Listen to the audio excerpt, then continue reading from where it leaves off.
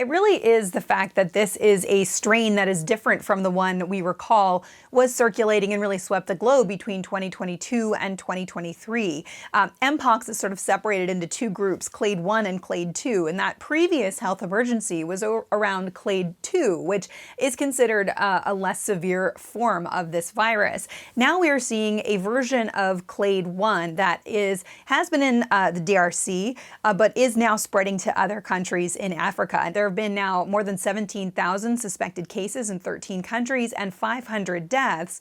And to think about that, that is considered to be more transmissible and more severe. If you compare it to what we saw the last time the World Health Organization declared this public health emergency of international concern around Mpox, that affected 111 countries with more than 87,000 cases. There were 140 deaths there. So this is considered to be a much more severe strain, and there is concern around that.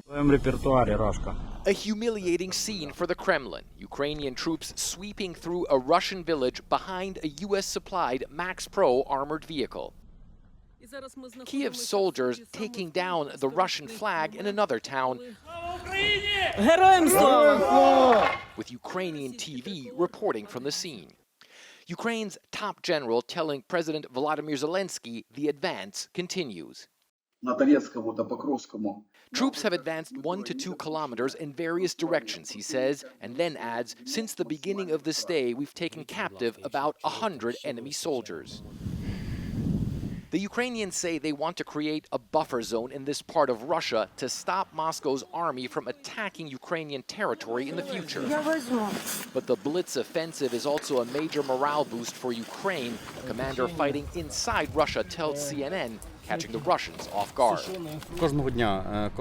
They were shocked by such a rapid advance, he says. They were in tactical encounters and willingly surrendered to the defense forces. And then every warrior, every soldier who defends their homeland probably had a dream of stepping onto Russian soil and destroying the enemy there. These feelings are impossible to forget.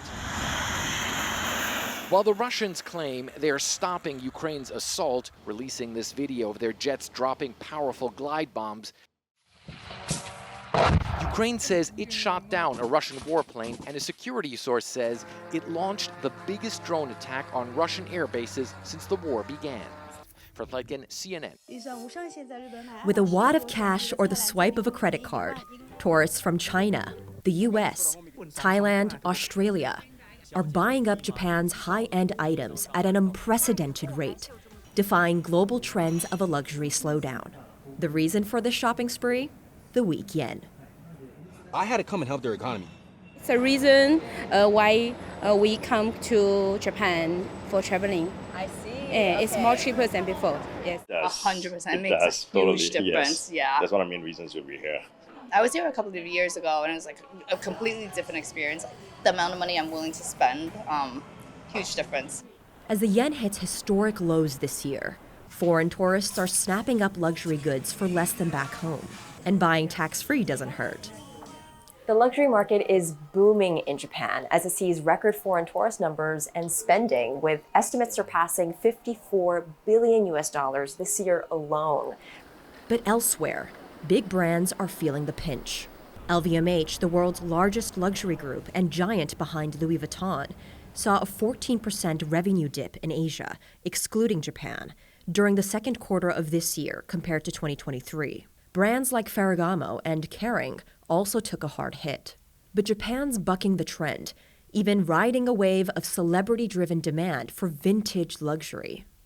Hanako Montgomery, CNN, Tokyo.